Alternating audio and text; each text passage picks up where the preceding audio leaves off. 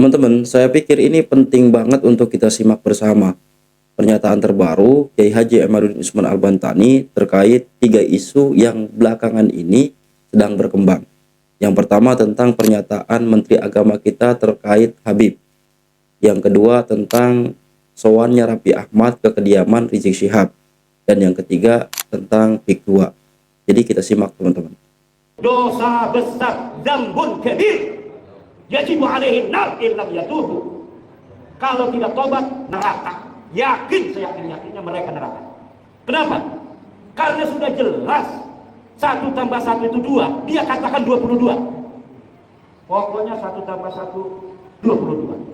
1 tambah 1 itu 2, 2-nya 1. Tidak bisa. Saya husnudzon bahwa 1 ini sebenarnya 11. 1 lalu yang satunya sebenarnya 11. Jadi 11 tambah 11 itu 22. Nggak bisa, ini sudah nyangka 1.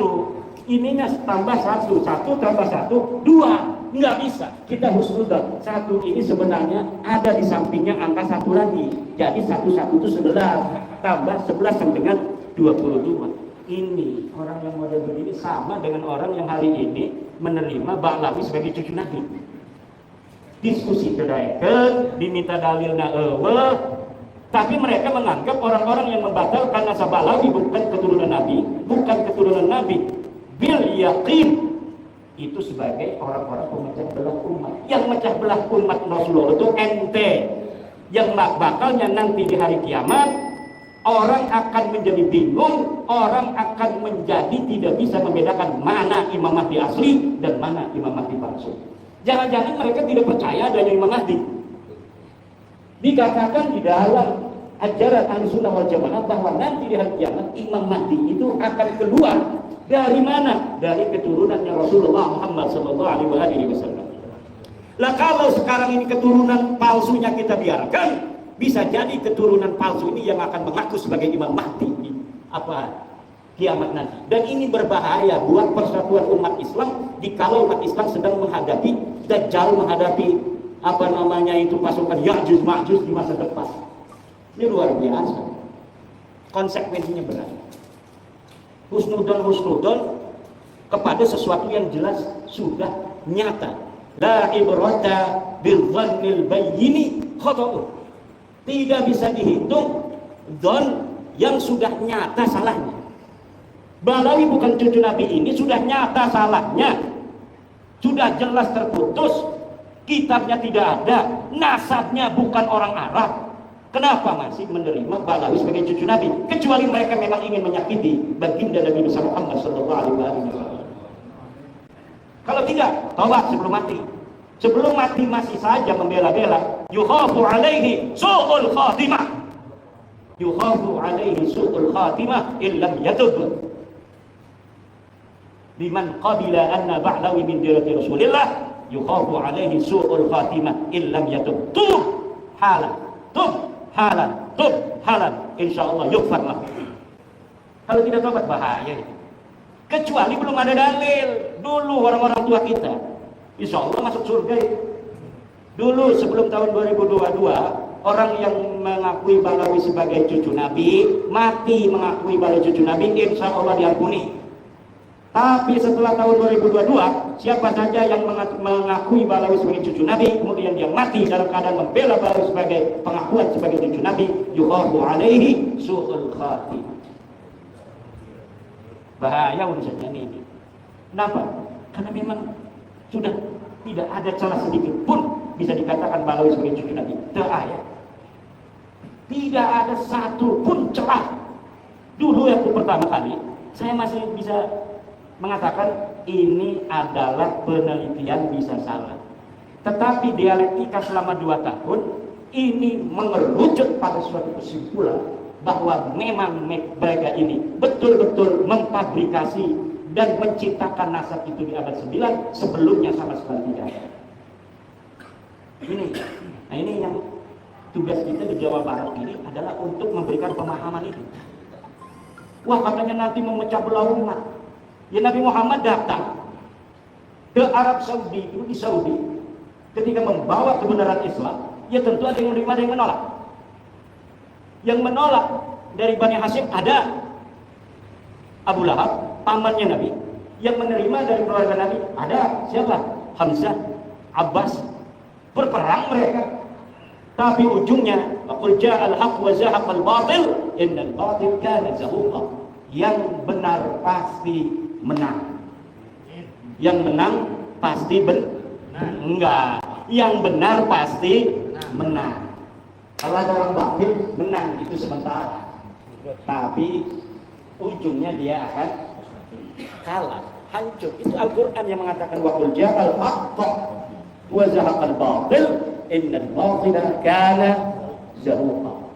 Ini yang harus ditanamkan kepada para pengurus Jawa Barat, pengurus wilayah, pengurus DPD, bahwa kita ini walaupun orang-orang lemah ilmu, lemah duit, tetapi tugasnya mirip sama Rasulullah, mirip dengan para sahabat-sahabat masa lalu, melawan orang-orang kufar Makkah, melawan orang-orang musyriki Makkah yang luar biasa. Mereka menguasai sumber daya di Makkah waktu itu, baik sumber daya ekonomi maupun menguasai sumber daya kepemimpinan.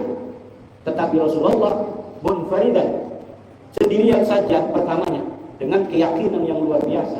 Kemudian istrinya ikut, kemudian siapa? Imam Ali, ponakannya, bukan ponakan, sepupunya ikut, kemudian Abu Bakar ikut, kemudian Sayyidina Umar ikut. Lama-lama kemudian banyak, dan akhirnya menjadi kekuatan di dunia hari ini yang paling tinggi dari sisi keyakinan kepada Tuhan adalah di antaranya agama Islam. Walaupun belum mayoritas di dunia ini, para dulur-dulur sekalian, Islam itu bukan mayoritas. Yang sekarang mayoritas adalah Kristen. Islam nomor dua itu Islam. Tapi pertumbuhan terbesar sejak beberapa puluh tahun ke belakang, diprediksi Islam akan menjadi mayoritas beberapa puluh tahun lagi. Ke depan itu kita musuh dalam tanda kutip, musuh di TikTok segala macam itu, bukan dengan orang-orang ahli kita. Kayak sekarang kan Ustadz Wafi itu debat-debat dengan orang Kristen, dengan orang Protestan, dengan orang Katolik. Masa depan musuh kita itu adalah orang-orang ateis, agnostik, yang mereka sama sekali tidak percaya kepada Tuhan. Di TikTok mulai hari ini, di YouTube mulai hari ini, orang-orang ateis muncul. Mereka pertama ingin mendapatkan kesamaan hak di negara Indonesia, bahwa walaupun negara kita ini berdasar Pancasila, dengan sila pertamanya ketuhanan yang Maha Esa, tetapi orang-orang ateis ingin diberikan hak juga. Nah ini ke depan musuh kita ini adalah orang-orang ateis. Maka peradaban ilmu pengetahuan waladiyah syamsiyah yang dulu dipersiapkan untuk melawan orang-orang ateis, ini akan bermanfaat kembali. Ini harus diasah. Untuk apa? Untuk melawan filsafat orang-orang ateis yang mempertanyakan Tuhan itu ada atau tidak, Tuhan itu ilmiah apa tidak, apakah bisa Tuhan diilmiahkan. Nah ini nanti yang akan terjadi dengan anak-anak kita ke depan. Mereka mempertanyakan kembali tentang zat Allah, seperti peristiwa 250 Hijriah ketika Abdul Hasan Asy'ari, Abu Mansur Al-Maturidi melawan orang-orang ateis, Mu'tazilah melawan orang-orang ateis. Ini yang akan kita hadapi. Nah, sebelum kita menghadapi orang-orang seperti itu, maka kita juga harus memperkuat ilmu pengetahuan anak-anak kita. Bagaimana kita berbicara filsafat, bicara dengan metodologi waladiyah syamsiyah, dengan metodologi al-mungkid minad dhalal. Kalau tentang metodologi ilmiah saja santri-santri kita tidak ngerti. Kalau sudah ada dalil tentang batalnya Ba'lawi, maka Ba'lawi tidak bisa lagi untuk diterima. Tapi kenapa santri-santri kita masih ada yang menerima?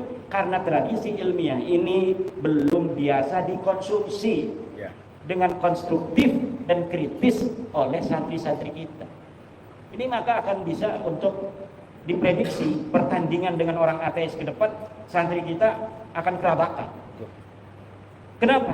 Karena dengan teori filsafat ilmu yang sederhana saja, mereka tidak bisa untuk mengambil kesimpulan kebenaran. Kalau sebuah tesis bumi itu datar, kemudian diketemukan tesis berikutnya yang mengatakan bumi itu bulat, maka dengan berbagai macam dalil-dalil yang kuat, tesis bahwa bumi itu datar itu hancur lebur dan tidak bisa diterima kembali. Sekarang kita sudah bisa untuk melihat bumi dari atas.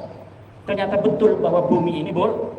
Perdebatan masa lalu di tahun 1500-an Masehi, apakah bumi itu bulat, apakah bumi itu datar, hari ini terkonfirmasi bahwa memang bumi ini bulat. Maka sebuah tesis yang telah terbantahkan itu sudah tidak bisa lagi dihusnudoni. Bagaimana kita husnudon aja sih Abah? Katanya bumi ini datar, buktinya kita tidak melayang-melayang, tidak jatuh, ini ada di bumi. Dari bisa bos. Karena apa? Karena kesimpulan ilmiah bahwa bumi ini bulat sudah zahirun bayyinun la yuraddu, yang tidak bisa ditolak lagi. Sama bumi bulat itu dengan kesimpulan Ba'lawi bukan cucu Nabi, yang tidak mungkin bisa dibantah lagi. Yang masih nerima akan terbantah sendiri oleh dirinya sendiri, hanya nunggu waktu. Nunggu kecewa aja sedikit ditempeleng sama Ba'lawi, dia akan sadar. Atau dia motornya dipinjam nggak dikembaliin lagi, langsung itu saya ikut Kiai Madudin. Tinggal begitu aja. Hanya butuh sedikit kecewa untuk Muhyiddin, insya Allah akan sadar. Hanya butuh sedikit kecewa saja. Dalil tidak ada. Innaka la tahdi man ahbabta walakinnallaha yahdi man yasha. Nabi Muhammad kurang apa? Beliau adalah orang yang sangat dikasih Allah, Habibullah. Habib asli itu Rasulullah itu. Tapi tidak semua manusia di dunia mengikuti Rasulullah. Apalagi model Imaduddin Utsman yang katanya kecilnya aja tahu, katanya sama Imad itu. Iya kecilnya tahu, saya kecil dulu sih. Kalau saya langsung besar nggak bakal ada orang yang tahu saya kecilnya gimana. Orang saya kecil dulu, manusia betul-betul terlihat oleh sekampung saya. Al-kreseku ya'lamuni, al-kreseku ya'rifuni, watangrangu ya'lafuni. Nggak bisa saya itu menutupi diri saya dari orang Kresek, dari orang Tangerang. Karena seluruh orang Kresek Tangerang tahu saya. Ini masalahnya, ini kita harus banyak tantangan ini abad satu ini. Tapi bisa nggak Kiai dikaitkan dengan ayat tadi? Wa mayyat tabi'u apa namanya? Aktsaruhum ila dhanna, inna dhanna la yubni minal haqqi syai'a. Dan itu kan Allah berkata tidak boleh kita itu apa namanya, kebanyakan manusia itu hanya hidup dari don. Sementara don itu kata Allah tidak berbeda, la yubni minal haqqi syai'a. Berkata selanjutnya wallahu apa namanya? Alimun di situ. Berarti harusnya pakai ilmiah kan seharusnya. Ya itu kan perintah Allah sudah jelas. Jelas kan? Allah sudah jelas memerintahkan bahwa seluruh manusia itu tidak boleh mengikuti sesuatu yang dia tidak tahu. Itu berarti dibutuhkan ilmu. iya. Innallaha alim. Di dalam Quran tadi yang disebutkan apa itu? Iyattabi'una illa dhanna wa in hum illa yahrusun. Mereka hanya ngira-ngira saja. Itu. Sedangkan kebenaran itu bukanlah ngira-ngira. Dia butuh bukti dan butuh dalil. Dalilnya ada atau tidak ada. Kalau dalilnya sama sekali tidak ada, misal memang di abad keempat ketika Ahmad bin Isa itu hidup, sama sekali nggak ada kitab yang ditulis. Sama sekali nggak ada yang ngomong Ahmad bin Isa. Abad ke-5 nggak ada yang ngomong Ahmad bin Isa punya anak berapa. Abad ke-6, abad ke-7, 8 tidak ada. Baru tuh itu masih 50-50 tuh kalau ada orang ngaku-ngaku di abad ke-9. Tapi ini mah di abad 3-nya ditulis Ahmad bin Isa itu. Anaknya ditulis, di abad ke-4 anaknya ditulis, Ahmad bin Isa-nya ditulis, abad ke-5 Ahmad bin Isa ditulis, anaknya ditulis, abad ke-6, ke-7, ke-8 semuanya ditulis. Tidak ada Ubed di sana. Di abad 9 baru ada Ubed, katanya anak Ahmad bin Isa, udah jelas itu bohongnya.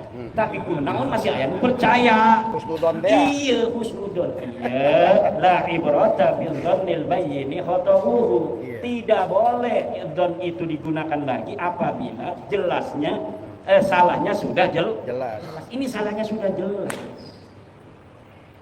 Kita misalnya nyangka Abah Setu itu tadinya asli Bekasi. Namanya Don nggak boleh aja tinggalnya di Bekasi. Abah Setu Bekasi asli abdi mah karena abdi teu nyaho.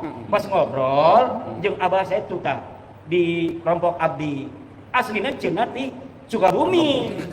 Aku tuh menang deui abi ngomong ka jelema bahwa Abah Setu ieu aslinya Sukabumi aslinya Bekasi. Teu meunang deui kumatak naon teu meunang. Kumatak abi geus nyaho elmuna langsung ti Abah Setu. Teu bisa husnudon deui. Teu bisa husnudon deui.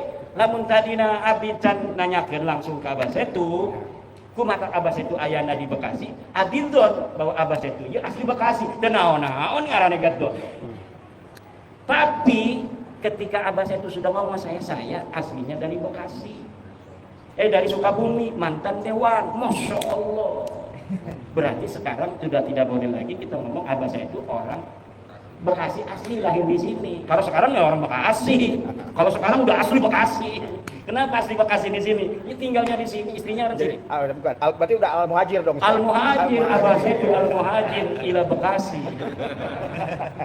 Dan ini kalau ada yang rekam, ini hari ini jadi bukti nanti suatu masa suatu saat bahwa Abah Setu Setiawan As-Sukabumi Suma Al-Bekasi li'annahu hajara min Sukabumi ila Bekasi. Di sana tahun sekian ditulis. Nah, ini nanti sekarang sudah terpilih ini Abah Setu sebagai ketua baru dari PILS Jawa Barat. Saya berharap adanya keterpilihan dari Abah Setu ini akan membawa semangat baru bagi Jabar, dan tolong ini yang baru 13 kabupaten supaya jadi minimal 20 kabupaten dalam waktu 6 bulan.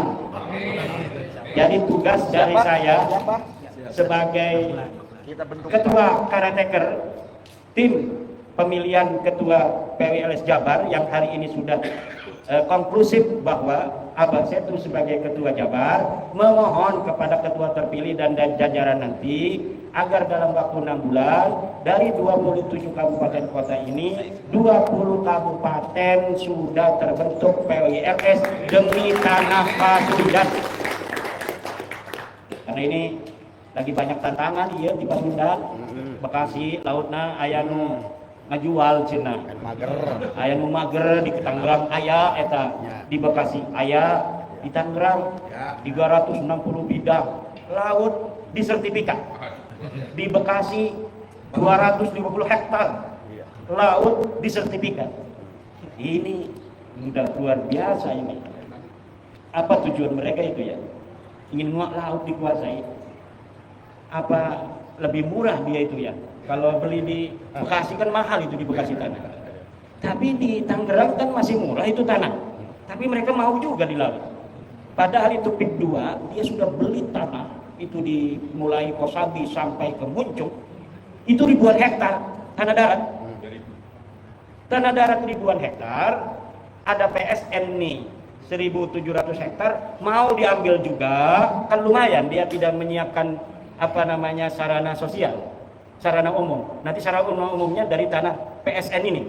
Jadi dia ini aji mumpung, dia beli tanah ribuan hektar, tapi nanti dia tidak menyiapkan wisata untuk umat, untuk masyarakat dari tanah dia yang dia beli.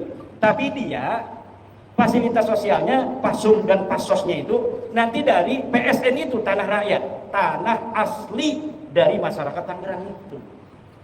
Nah ini pinter, makanya jadi pengusaha itu kudu pinter. Cuma sayang, ini dia sudah beli ribuan hektar di sawah itu di darat, PSN di tengah itu dikuasai, laut juga mau dikuasai. Dan ini yang hari ini kemudian memicu gejolak di Tangerang. Nah, kalau menteri-menteri yang sekarang sih mungkin dia tidak ikut, tapi menteri dulu ngegebek-gebek gitu. Luar biasa.